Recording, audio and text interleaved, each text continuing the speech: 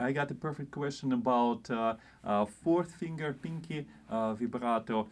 That's actually a tricky thing, not to explain but to use, because it's very customized from cellist to cellist.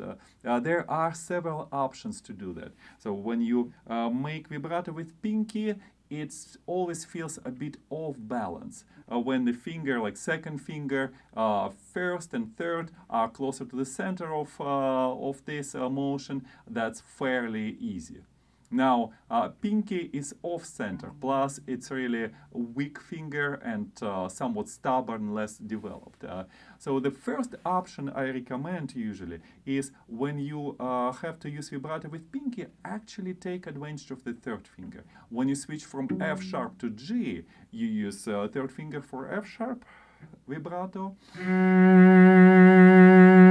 And then when you about to use pinky, you just put it on the string and you keep the third finger there.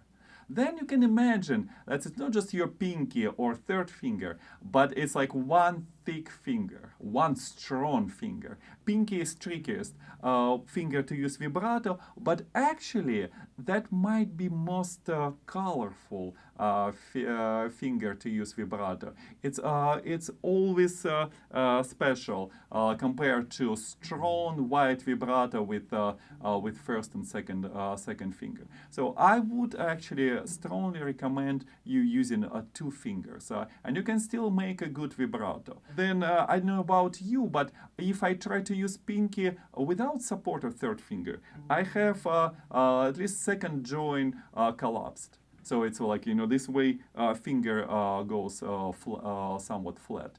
I don't see it problem, and practically it doesn't affect the way I use vibrato. Some teachers are very strict about that, so they really recommend using like round fingers for that, and that's some merit in that. If you can, especially if you start as a child, you might want to develop that. But then growing up as adult, you change, your fingers change and change and adapt to cello playing. So sometimes collapsed joint, it's not a problem. Not to mention it's actually in the higher positions. Once you start using vibrato, almost always your fingers will be collapsed. Always use two approaches. First, use two fingers on the fingerboard. More will actually block your vibrato. So theoretically you could use vibrato with four fingers, but it's really hard to